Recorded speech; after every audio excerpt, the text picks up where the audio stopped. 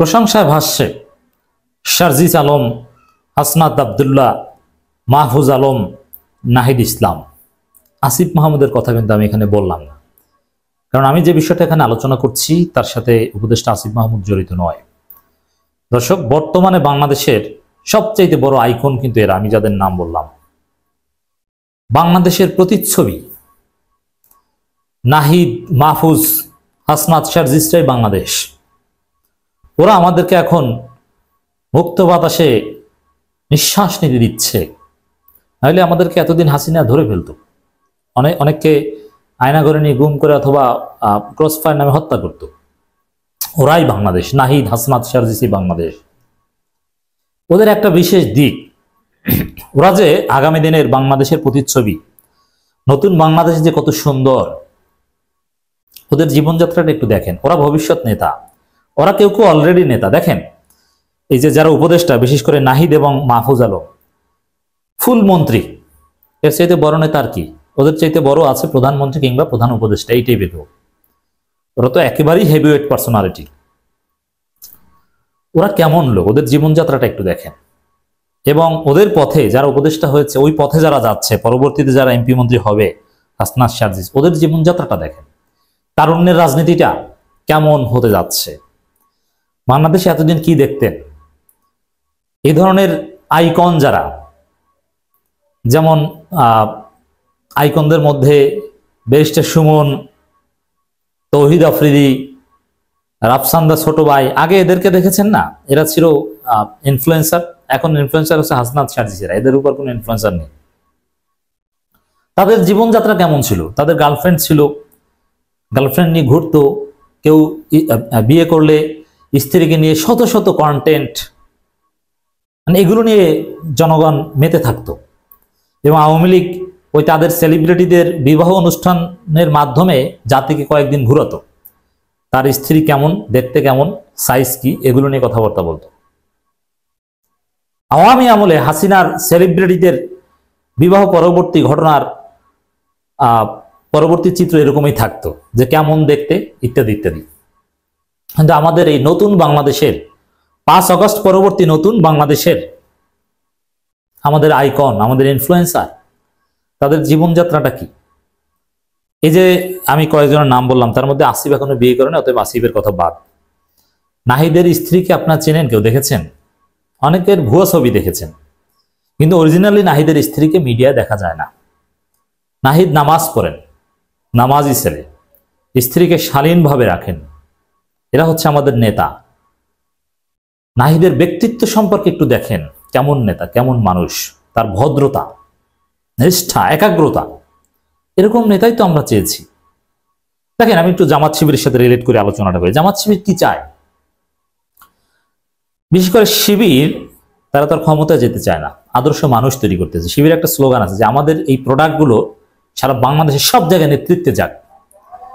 এরাই সেনাবাহিনীর প্রধান হোক, এরাই বিমান বাহিনীর প্রধান হোক, এরাই সচিব হোক, এরাই ডিসি হোক, এবং সেখানে যে তারা একটা ইসলামী মূল্যবোধ দেখাবে, যে তাদের জীবন কত সুন্দর, কতটা সৎ। এখন নাহিদ, আসিফ, হাসনাত, শারজিস ওরা শিবির করে নাই, কিন্তু শিবির যেরকম চায় সেরকম প্রত্যাশিত চরিত্র ওদের দেখতে পাচ্ছে। এতে অবশ্য জামাত শিবির একটু লস, আমি আসছি সেদিকে। এরপরে মাহফুজ আলম, তার স্ত্রীকে দেখেছেন? খাস পর্দা করে। মাহফুজ আলমের স্ত্রী বাংলাদেশে একজন প্রখ্যাত আলেম দ্বীনের মেয়ে, বাংলাদেশে একজন শীর্ষস্থানীয় আলেমের মেয়ে, এবং খাস পর্দা করেন।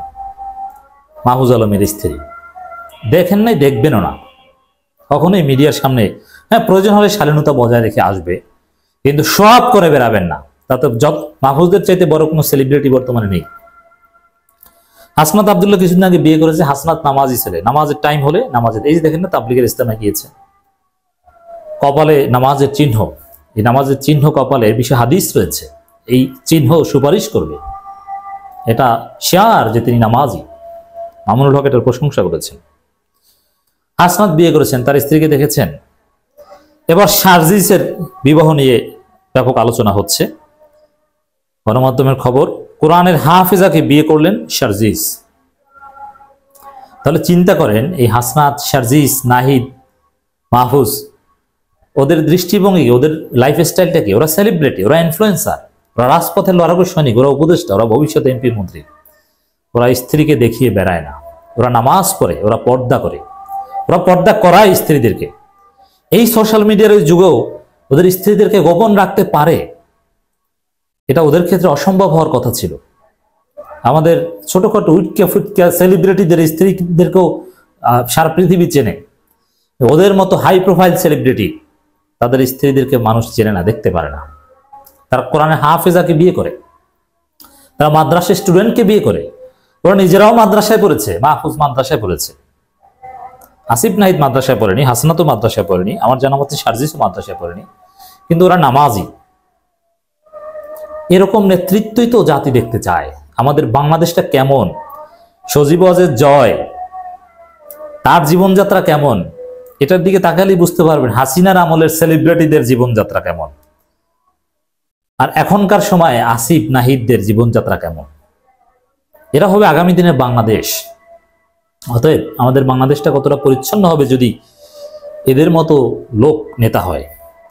জামাত শিবির এটাই চায় যে এই টাইপের লোকজন নেতৃত্বে আসুক। তো এতে অবশ্য এরা যখন রাজনীতিতে আসবে, দেখেন জামাতের বা শিবিরের একটা স্পেশালিটি হচ্ছে তারা ভদ্র, সচ্চরিত্রবান।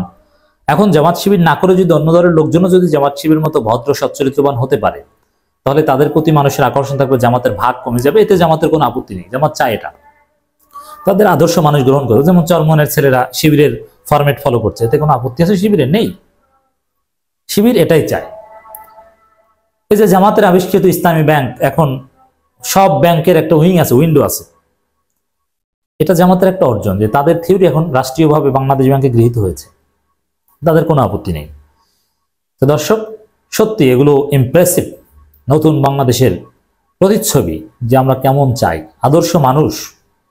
খবরটা খুবই আনন্দের, একটু শোনাতে চাই আপনাদেরকে। বৈষম্যবিরোধী ছাত্র আন্দোলনের অন্যতম সমন্বয়ক ও জাতীয় নাগরিক কমিটির মুখ্য সংগঠক শারজিস আলম বিয়ে করেছেন বরগুনার মেয়ে হাফেজা শারমিন আক্তার রাইতাকে।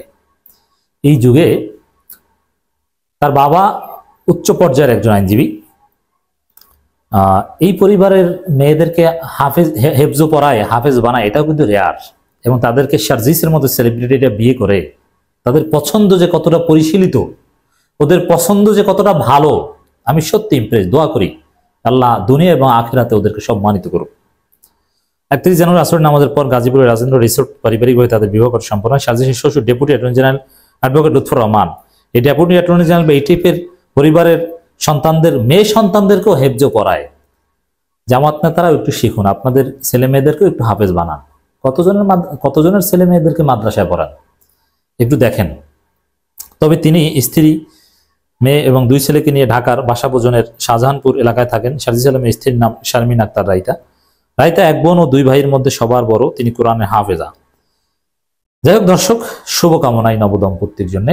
আর শারজিসটা এখন জাতীয় নেতা, সেই হিসাবে তাদের এরকম এত সুন্দর পছন্দ, এগুলো আমাদেরকে আশান্বিত করেছে।